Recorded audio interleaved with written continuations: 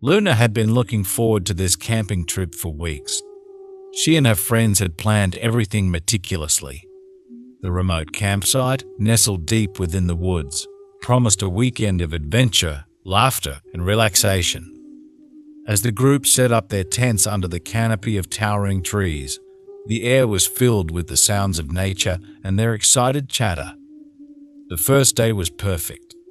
They hiked through scenic trails, swam in the crystal-clear lake, and roasted marshmallows over a crackling campfire.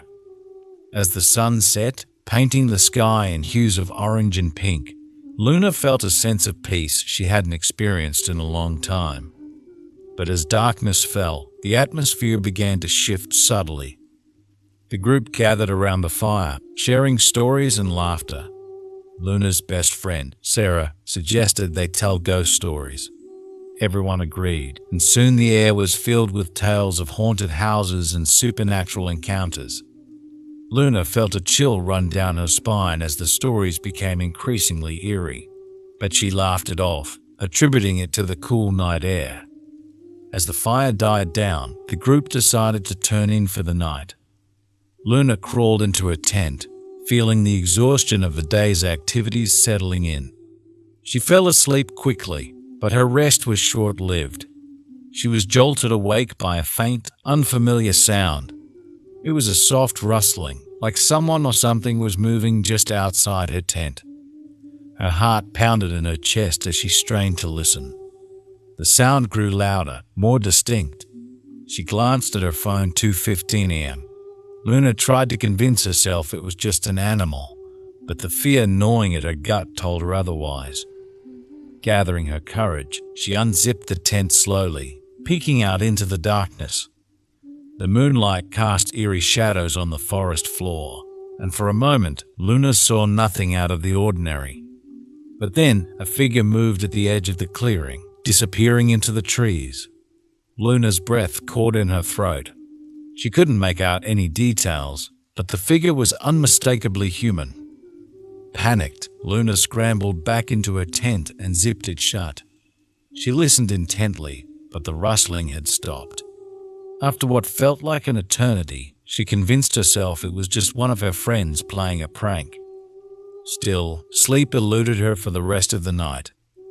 The next morning, Luna was the first to wake. She emerged from her tent, bleary-eyed and still on edge. The others soon followed, yawning and stretching, oblivious to her unease. She considered telling them about the figure but decided against it, not wanting to ruin the trip with her paranoia.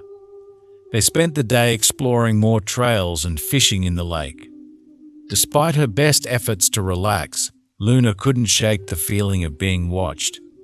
Every rustle of leaves, every snap of a twig set her nerves on edge.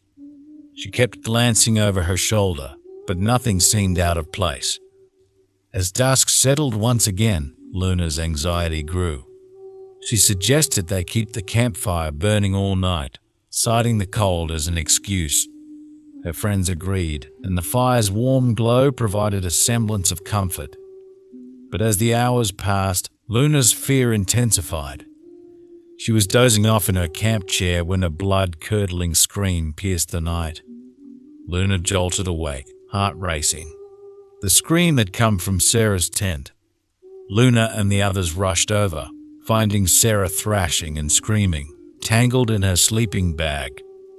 "It was just a nightmare," Sarah said shakily once she had calmed down, but the terror in her eyes told a different story.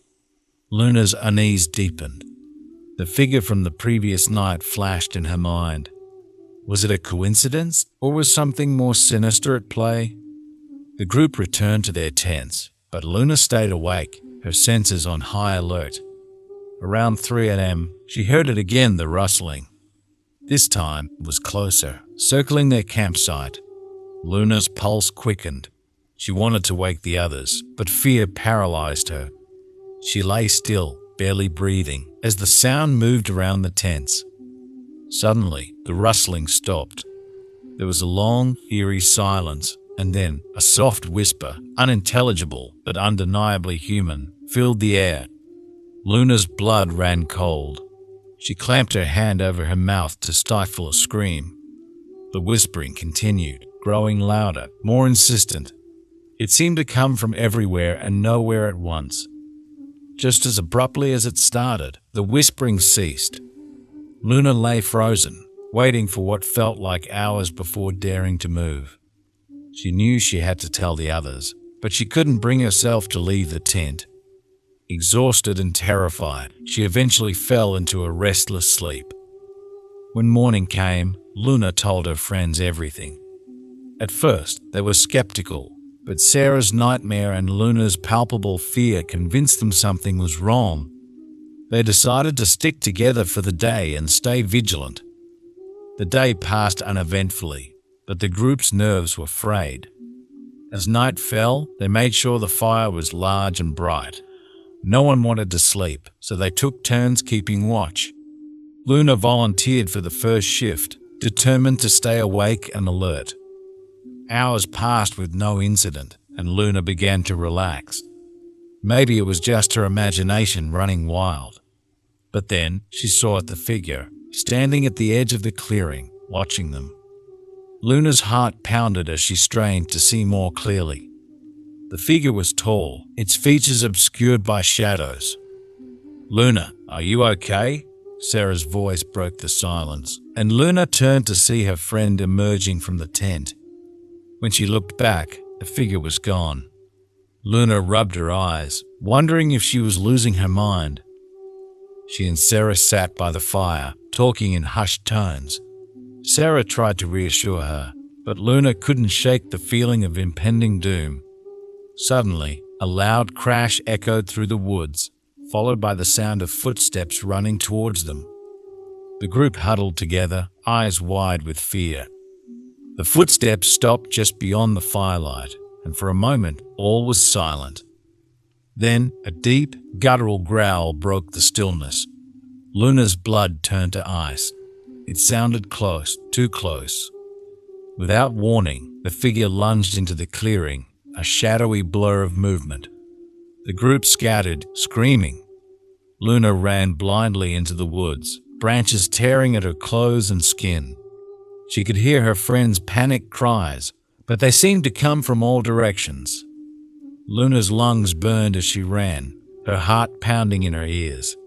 She tripped over a root and fell hard, the impact knocking the wind out of her. Gasping for breath, she scrambled to her feet, eyes darting around the dark forest. The figure was nowhere in sight, but she knew it was out there, hunting them. Desperate and disoriented, Luna stumbled through the woods, trying to find her way back to the campsite. She could hear rustling nearby, the sound of footsteps stalking her. Panic surged through her veins, and she broke into a run, adrenaline fueling her flight. Suddenly, she burst into a small clearing. Moonlight illuminated the area, revealing an old, abandoned cabin. It looked like it hadn't been used in years, but it was her only hope. She sprinted to the door, flinging it open and slamming it shut behind her. The cabin was dark and musty, filled with cobwebs and decaying furniture. Luna searched for something to barricade the door. Finding an old chair, she wedged under the handle. She backed away, trying to catch her breath, her eyes scanning the room for any other signs of danger. She found a small window and peeked out, her heart sinking when she saw the figure standing at the edge of the clearing, watching the cabin. It didn't move, just stood there, a silent sentinel. Luna shuddered, stepping away from the window. She explored the cabin, hoping to find something, anything that could help her. In a corner, she found an old, rusted hunting knife. It wasn't much, but it made her feel slightly less defenseless. She gripped it tightly, her knuckles white with fear.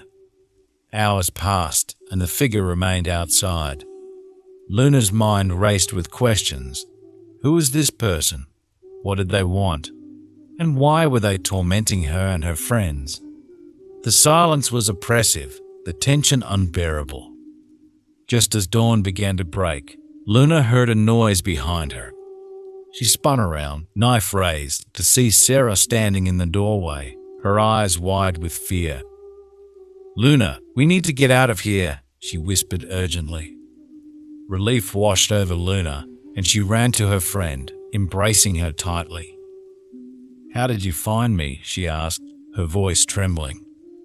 "I heard you scream and followed your voice," Sarah replied, glancing nervously at the window. "We need to go now, before it comes back."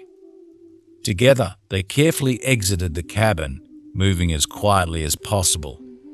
The figure was gone, but Luna knew it was only a matter of time before it returned.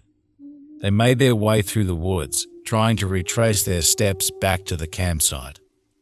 As they walked, Luna shared what she had experienced. Sarah listened, her expression grim. "We need to find the others and get out of here," she said.